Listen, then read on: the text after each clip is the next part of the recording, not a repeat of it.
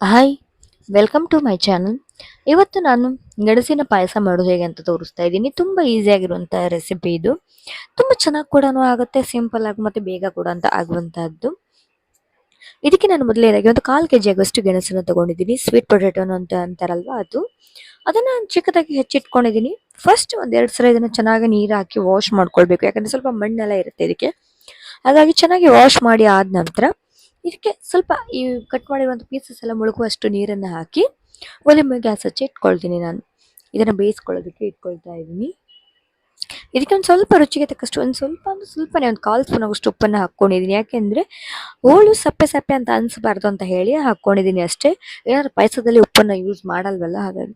ಇದು ನೋಡಿ, ಈಗ ಸ್ವಲ್ಪ ಬೆಂದಿದೆ, ಒಂದು 80% ಆಗುವಷ್ಟು ಬೆಂದಿದೆ. ಆ ಬೆಂದಿರಬೇಕಾದ್ರೆ ನಾನು ಒಂದು ಅರ್ಧ ಕಪ್ ಆಗುವಷ್ಟು ಹುರಿದಿರುವಂತಹ ಮೀಡಿಯಂ ರವೆನ ಹಾಕ್ಕೊಂಡು ಚೆನ್ನಾಗಿ ಮಿಕ್ಸ್ ಮಾಡ್ಕೊಳ್ತೀನಿ. ಇದನ್ನು ರವೆ ಹಾಕ್ಕೊಳ್ಬೇಕಾದ್ರೆ ಒಂದು ಕೈಯಲ್ಲಿ ಹುಟ್ಟನ್ನು ಹಿಡ್ಕೊಂಡು ತೊಳಸ್ತಾನೆ ಇರಬೇಕು. ಯಾಕೆ ಅಂದರೆ ಗಂಟಾಗೋ ಸಾಧ್ಯತೆಗಳಿದ್ರೆ, ಗಂಟಾಗಿದ್ದರೆ ಚೆನ್ನಾಗಾಗಲ್ಲ ಪಾಯಸ. ಹಾಗೆ ಒಂದು ಕೈಯಲ್ಲಿ ರವೆ ಹಾಕಬೇಕು, ಇನ್ನೊಂದು ಕೈಯಲ್ಲಿ ಇದನ್ನು ಮಿಕ್ಸ್ ಮಾಡ್ಕೊಳ್ಬೇಕು ಚೆನ್ನಾಗಿ ಸ್ಪೂನ್ನಲ್ಲಿ, ಅಥವಾ ಹುಟ್ಟು ಅಂತ ಹೇಳ್ತಾರೆ, ಸೌಟು ಅಂತ ಹೇಳ್ತಾರಲ್ವ, ಅದನ್ನು ಹಾಕಿ ಚೆನ್ನಾಗಿ ಮಿಕ್ಸ್ ಮಾಡ್ಕೊಳ್ಬೇಕು.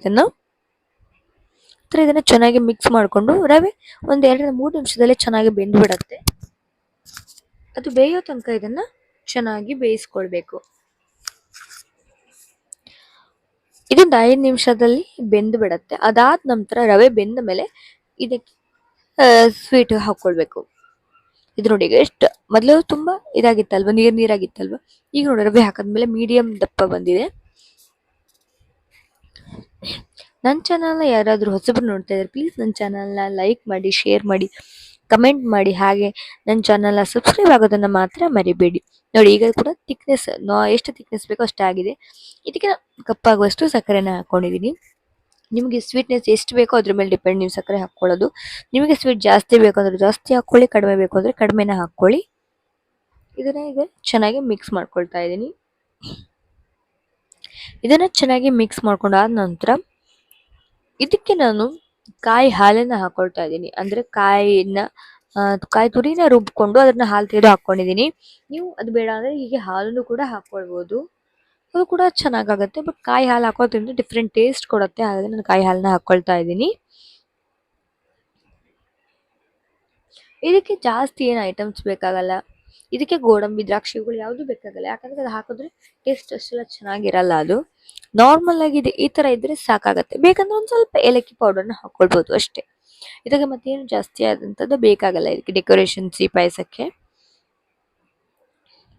ಈ ಥರ ಚೆನ್ನಾಗಿ ಮಿಕ್ಸ್ ಮಾಡಿಕೊಂಡು ಕಾಯಿ ಹಾಲನ್ನ ಹಾಕ್ಕೊಳ್ತೀನಿ ನಾನೀಗ.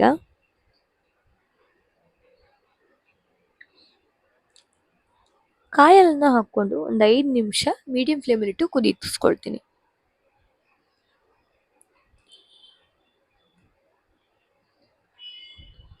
ಈ ಥರ ಇದನ್ನು ಚೆನ್ನಾಗಿ ಕುದಿಸ್ಕೊಳ್ಬೇಕು. ಕಾಯಿ ಹಾಕಿರೋದ್ರಿಂದ ಸೆಕೆಗಾಲದಲ್ಲೆಲ್ಲ ಬೇಗ ಕೆಡುವಂಥ ಸಾಧ್ಯತೆಗಳಿರುತ್ತೆ, ಹಾಗಾಗಿ ಇದನ್ನು ಮೀಡಿಯಂ ಫ್ಲೇಮಲ್ಲಿಟ್ಟು ಒಂದು 5 ನಿಮಿಷ ಚೆನ್ನಾಗಿ ಕುದಿಸ್ಕೊಳ್ಬೇಕು.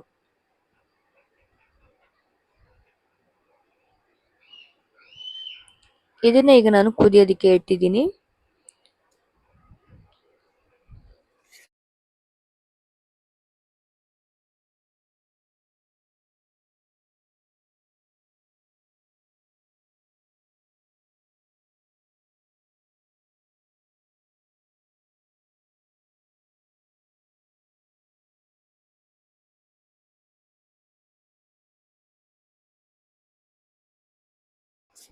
ಈಗ ಗೆಣಸು ಅಥವಾ ಸ್ವೀಟ್ ಪೊಟ್ಯಾಟೊ ಪಾಯಸ ರೆಡಿ ಆಗಿದೆ. ಇದು ನಿಮಗೆ ಇಷ್ಟ ಆಗತ್ತೆ ಅಂತ ಅಂದ್ಕೊಳ್ತೀನಿ. ಇಷ್ಟ ಆಗಿದ್ರೆ ಪ್ಲೀಸ್ ಲೈಕ್ ಮಾಡಿ, ಶೇರ್ ಮಾಡಿ, ಕಮೆಂಟ್ ಮಾತಾಡೋಣ. Thank you.